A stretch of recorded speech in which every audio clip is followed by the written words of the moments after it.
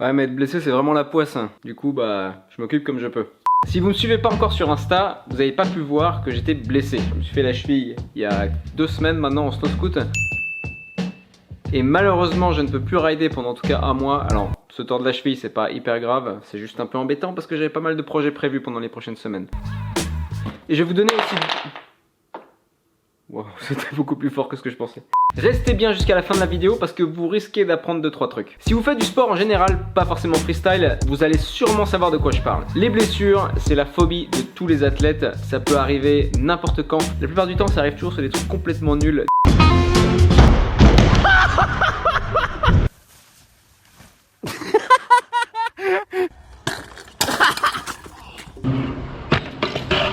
Ça va? Ah mais boule, je me suis fait un chèque tout seul.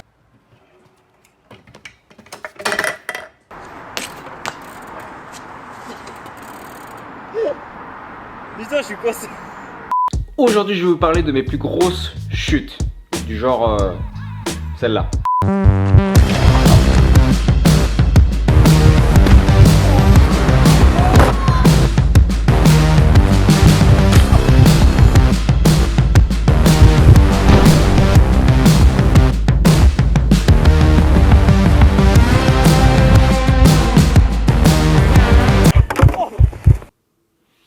Ça fait mal rien qu'en regardant. Hein. Durant toute ma carrière, je suis tombé pas mal de fois, comme vous avez pu le voir. Je me suis fissuré 2 côtes, les os de la main. Je me suis fissuré 2 fois les 2 gros orteils, 2 fois la rotule droite et 1 fois la rotule gauche. Personne n'y échappe quand on fait du sport, surtout freestyle. Les chutes, ça fait partie de notre quotidien. Mais bon, on en a conscience, ça fait partie du jeu, donc on fait avec. Seulement quelques fois, ça va un peu plus loin. Vous êtes peut-être familier avec le terme commotion cérébrale. Commotion cérébrale, qu'est-ce que c'est? Et ben, c'est un traumatisme crânien. Quand vous vous tapez la tête très fort, même avec le casque, c'est possible que soit vous tombez dans les pommes, soit vous n'arrivez plus à savoir où vous êtes, à quelle heure il est, quel jour où il est. Vous perdez totalement vos repères. Ça m'est déjà arrivé une dizaine de fois, donc je connais très bien les symptômes maintenant. Le gros problème et le gros piège de la commotion cérébrale, c'est que c'est pas seulement le choc sur le crâne, mais aussi le choc qu'il y a à l'intérieur de votre tête. Parce que ce qui est le plus dangereux en fait, c'est quand vous recevez le choc sur le crâne, votre cerveau il va bouger et il va aussi se cogner contre les parois de votre crâne et ça va créer une bosse. Cette bosse va gonfler et va appuyer sur votre cerveau et là il peut y avoir des conséquences extrêmement graves. La plupart des gens prennent ça vraiment à la légère parce que suivant le choc en fait vous pouvez aller mieux en à peine quelques minutes. Donc quand vous vous tapez la tête et que vous perdez vos repères, vous êtes sur le point de tomber dans les vapes ou alors vous tombez carrément dans les pommes, il faut absolument aller à l'hôpital et faire un scanner. C'est très important parce que si vous ne le faites pas, c'est possible que suivant la gravité du choc, la bosse augmente et fasse pression sur votre cerveau et là, j'ose même pas imaginer les conséquences. Si jamais ça vous arrive, allez à l'hôpital absolument, juste histoire d'être sûr qu'il n'y a rien de grave. Il y a quelques années, et j'en ai déjà parlé dans une ancienne vidéo, je me suis cassé le genou. Si vous êtes sensible à ce genre de choses, ne regardez pas juste ce petit bout. Ça dure quelques secondes. On voit pas de sang, mon genou se disloque. Même si c'est dans le pantalon, on voit que l'angle de la jambe, il est pas forcément bon, on va dire. C'était lors d'une démo à Zurich devant pas mal de personnes. Voici le clip.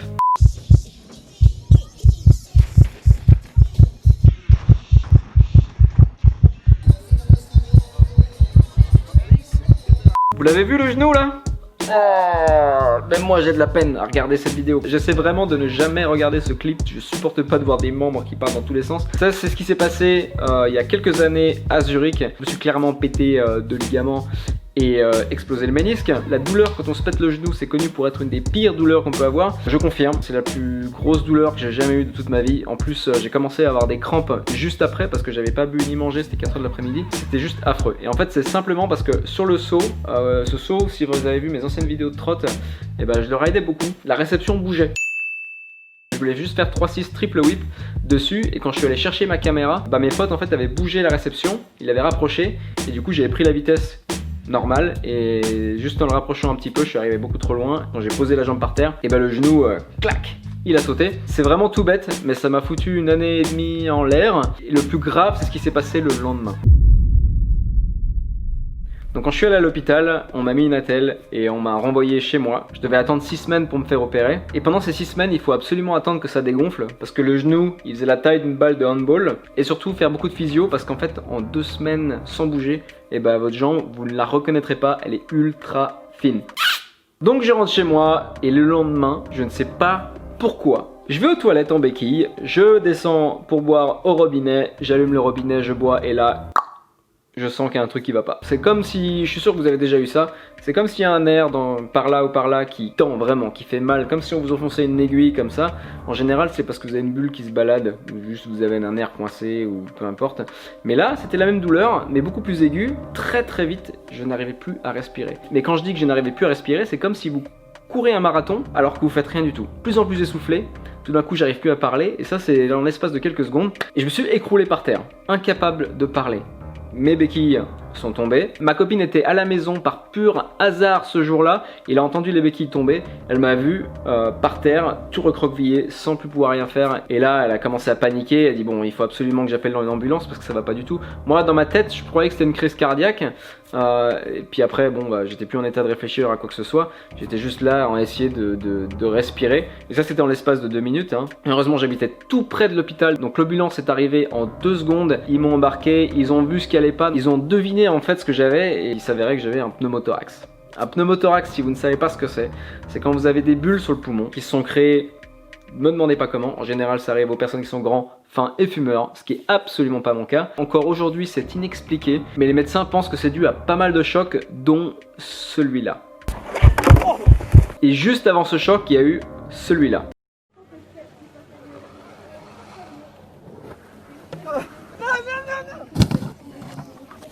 Le deuxième saut que vous avez vu, je me suis fait un décollement pulmonaire. C'était complètement inconscient de ma part, mais le lendemain je suis retourné rider en snow scoot parce que c'était la première fois de la saison qui faisait beau 3 jours d'affilée. Donc je ne voulais pas louper ça. En plus il n'y avait pas de vent. Donc j'y suis retourné, je me suis dit bon je fais cool. Parce qu'à chaque mouvement brut que je faisais, c'était comme si mon poumon bougeait et ça me faisait super mal. Donc je me suis dit j'y vais cool. Je fais pas de gros sauts aujourd'hui, je fais juste des slides, des trucs comme ça. Et j'ai vu cette sorte de totem que je voulais absolument taper avec mon snow scoot et malheureusement... ça ne s'est pas passé comme prévu, le saut était complètement gelé et je suis arrivé droit dessus n'importe comment et là je me suis explosé, mais vraiment explosé. Je pense que vous avez vu la vidéo, rien qu'au son on voit que tout l'air s'échappe de mes poumons. Donc c'est possible que ces bulles se soient créées à cause de tous les chocs que j'ai eu. Mais en gros, une de ces bulles a explosé et ça a percé en fait le poumon.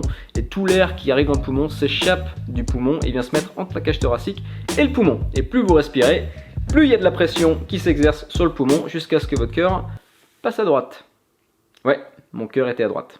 Donc on est arrivé à l'hôpital, ils ont fait des radios, ils ont vu que mon poumon est la taille d'un petit kiwi et que mon cœur était à droite. Ils ont dit bon, on n'a pas le temps d'anesthésier. Ils sont arrivés avec un tube comme ça en métal qui faisait 5 mm de diamètre et ils sont passés entre les côtes histoire de faire échapper l'air. Parce qu'il y avait trop d'air, j'ai commencé à être tout bleu, comme un schtroumpf. Il fallait absolument libérer cet air, sinon j'allais juste crever.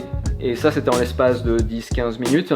Et à partir du moment où ils ont percé, donc je sais ce que ça fait de se faire poignarder entre les côtes maintenant, l'air s'est échappé et là j'ai pu enfin respirer. Et le soulagement, vous imaginez même pas, malgré la douleur, je revivais quoi. Après ils sont arrivés avec les antidouleurs, heureusement, mais je suis passé vraiment à ça d'y rester. Si ma copine n'était pas restée là ce jour-là, je ne serais plus là. Je suis resté 3 semaines à l'hôpital sans pouvoir bouger ni la jambe, parce que je sais pas si vous avez oublié, mais j'ai quand même le genou pété à ce moment-là, ni le haut du corps, parce que j'avais un drain. Un drain, pour ceux qui savent pas ce que c'est un tuyau en fait qui vient juste évacuer tout le bordel qui devrait pas être dans votre corps. Donc ce drain partait d'ici et allait jusque là.